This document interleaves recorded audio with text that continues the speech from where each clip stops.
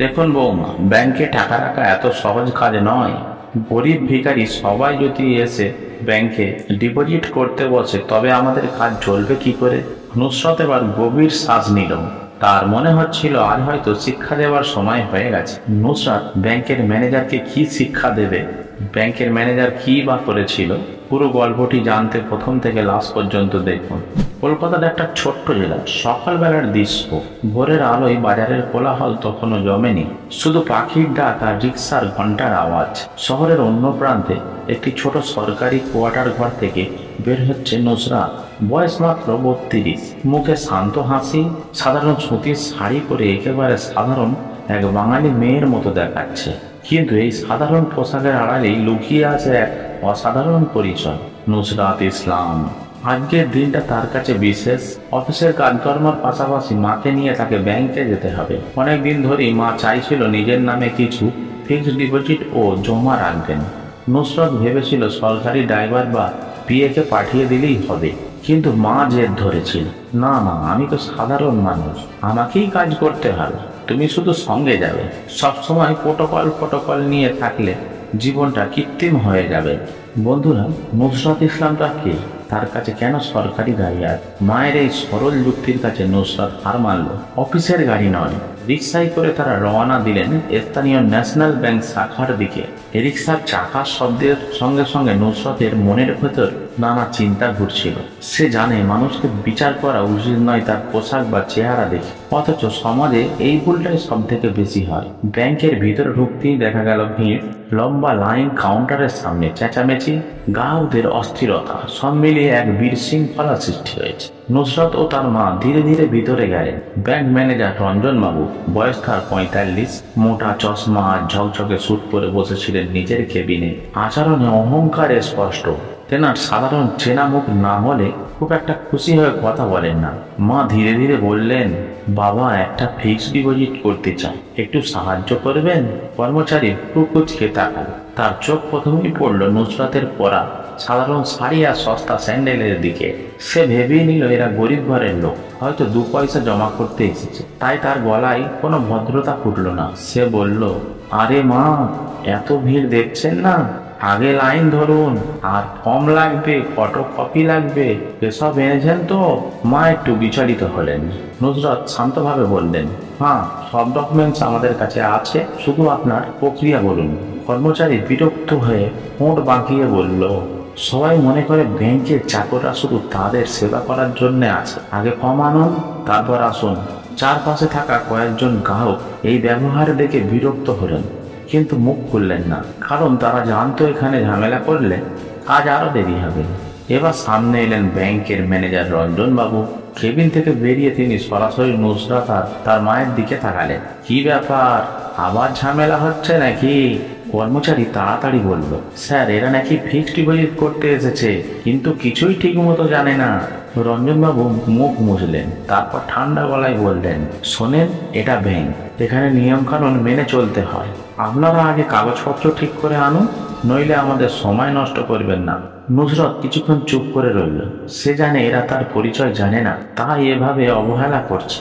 মায়ের মুখে চাপা কষ্ট স্পষ্ট।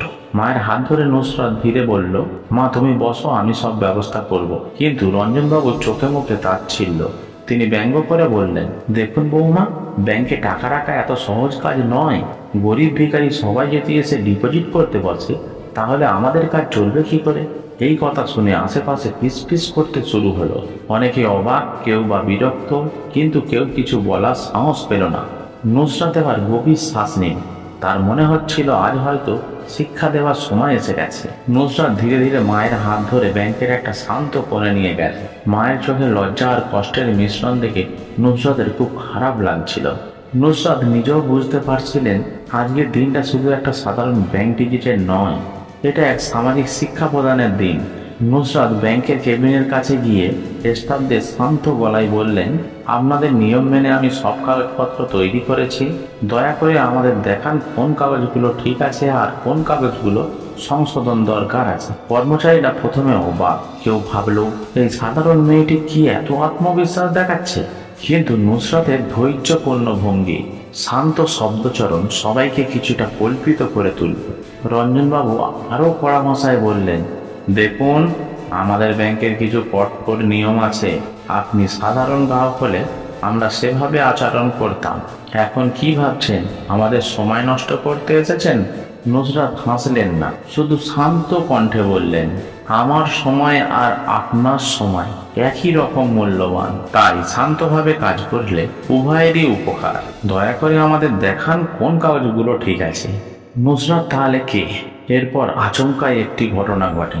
ব্যাংকের পাশের কাউন্টারে থাকা এক বৃদ্ধ গ্রাহক, যিনি দীর্ঘক্ষণ অপেক্ষা করছিলেন, তিনি নুসরাতের দিকে তাকিয়ে বললেন, মেয়ে, তোমার ধৈর্য ও ভদ্রতা সত্যিই প্রশংসনীয়।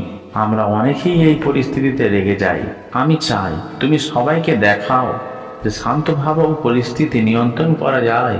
এই কথাগুলো নুসরাতকে নতুন করে সাহস জোগালো। সে মনে মনে ঠিক করলো, আজ রঞ্জনবাবুকে শিক্ষা দেওয়ার সবচেয়ে সুন্দর উপায় হবে শান্তভাবে এবং ন্যায্যতার মাধ্যমে। নুসরাতের ধাপে ধাপে সমস্ত কাগজপত্র পরীক্ষা করলেন, প্রত্যেকটি ভুল ফর্মগুলো বাদ দিলেন, সব নথিগুলি বের করলেন। তারপর তিনি স্টাফদের কাছে এগিয়ে গিয়ে বললেন, এরপরই ফিক্সড ডিপোজিট প্রক্রিয়া শুরু করা যাবে। নুসরাত বলল, আমি চাই সব গ্রাহকদের সাথে সদ্ভাব সম্মান বজায় রাখুন। স্টাফরা প্রথম অবাক হলেন। তারা ভাবছে এই সাধারণ মেয়েটি কি বুঝতে পারছে ব্যাংকের নিয়ম, কিন্তু ধীরে ধীরে তারা লক্ষ্য করলো নুসরাত শুধু নিয়মের প্রতি যত্নবান নয়, গ্রাহকদের সম্মান ও মানবিক দৃষ্টিকোণও বজায় রাখছেন। রঞ্জনবাবু ক্রমশ উত্তেজিত হলেন। তিনি ভেবেছিলেন এদেরকে সহজভাবে ভদ্রভাবে বোঝানো সম্ভব নয়, কিন্তু নুসরাতের দূরদৃষ্টি ও শব্দচরণে তাকে স্তম্ভিত করে দিল। যখন সমস্ত কাগজপত্র রেডি হয়ে গেল, নুসরাত মৃদু হাসি সহকারে বললেন, আমি চাই আজ থেকে এই শাখায় গ্রাহকদের সাথে এমন আর আচরণ হবে না। প্রত্যেক গ্রাহক, ধনী বা গরিব, সবাই সমান মর্যাদা পাবে। এই কথা বলার পরেই তিনি ব্যাংক ম্যানেজারকে সোজাসুজি জিজ্ঞেস করলেন, আপনি কি জানেন আমি কে? রঞ্জনবাবু প্রথমে অবিশ্বাস, তারপরে অবাক হয়ে দেখলেন নুসরাত ধীরে ধীরে তার পরিচয় প্রকাশ করলেন। আমি নুসরাত ইসলাম, এই জেলার জেলা শাসক। আমি এই ব্যাংকের 8% শেয়ার হোল্ডার। অ্যাকাউন্ট থাকা স্টাফদের মুখে চমক। রঞ্জনবাবুর চোখে লজ্জা ও ভয়, তার মাথা হ্যাঁট হয়ে গেল। রঞ্জনবাবু বুঝতে পারলেন তার অহংকার ও তুচ্ছতা আজকের দিনে ব্যর্থ হয়ে গেছে। নুসরাত শান্তভাবে বললেন, আজ থেকে এই শাখায় প্রত্যেকটি গ্রাহক সম্মান পাবে, আর আপনার মতো অহংকারী আচরণ আর না কেউ দেখায়। আর যদি কেউ এরকম আচরণ করে, আমি তার প্রতি সরাসরি ব্যবস্থা নেব। এই দৃষ্টান্ত শুধুই রঞ্জনবাবুর জন্য শিক্ষা নয়, পুরো ব্যাংকের জন্য এক গুরুত্বপূর্ণ বার্তা। স্টাফরা বুঝল ভদ্রতা, মানসিকতা এবং ন্যায্যতা কোনো উচ্চ পদে থাকা ব্যক্তিরও বিশেষত্ব নয়, প্রত্যেকেরই দায়িত্ব। গ্রাহকরা প্রশংসা করলেন। বৃদ্ধ লোকটি আবার বললেন, মা, আজকে দেখলাম সত্যিই ধৈর্য আর ন্যায্যতা শক্তিশালী। আপনাদের মতো মানুষদের দেখলেই আশা জন্মায়। নুসরাতের মা গর্বিতভাবে নুসরাতের হাতে হাত রাখলেন। আমার মেয়ে, তুমি শুধু দায়িত্ব পালনের জন্য নয়, মানুষের হৃদয়ও জয় করেছ। নুসরাত শুধু হেসে বললেন, মা, সবসময় মনে রাখতে হবে, মানুষকে কখনো তার পোশাক বা ধন সম্পদ দেখে বিচার করা উচিত নয়। মানসিকতা, আচরণ এবং দয়ালু মনই মানুষকে আসল মানুষ বলে পরিচয় বানায়। আজ আমরা সেটা প্রমাণ করেছি। এইভাবেই ব্যাংকের পরিবেশ বদলে গেল। অহংকারী ম্যানেজার থেকে শুরু করে কর্মচারী সকলেই শিখল নম্রতা, ভদ্রতা এবং ন্যায্যতা সবসময় শ্রেষ্ঠ শিক্ষা দেয়। ব্যাংক থেকে বের হওয়ার পর নুসরাত ও তার মা রাস্তায় দাঁড়িয়ে এক মুহূর্তের জন্য নিঃশ্বাস নিলেন। শহরের রোদ তাদের উপর পড়ছিল, কিন্তু মায়ের চোখে গর্ব আর সন্তুষ্টির ঝিলিক। শহরের মানুষ অবাক হলেন। অনেকে বললেন, এমন মানুষই আমাদের সমাজে প্রয়োজন। কিছু অহংকারী কর্মকর্তারাও এবার বুঝতে পারল, নেতৃত্ব শুধু পদে নয়, মানসিকতাই প্রকাশ পায়। মায়ের হাত ধরে নুসরাত ধীরে ধীরে কোয়ার্টারের পথে ফিরে গেলেন। রাস্তায় শিশু, বৃদ্ধ, সাধারণ মানুষ সবাই যেন আজকের গল্পের অংশ হয়ে গেল। নুসরাত জানতো আজকের শিক্ষা শুধু ব্যাংকের জন্য নয়, পুরো সমাজের জন্য। অহংকার কখনো জয়ী হতে পারে না। মানসিকতা ও ন্যায্যতা সর্বোচ্চ শক্তি।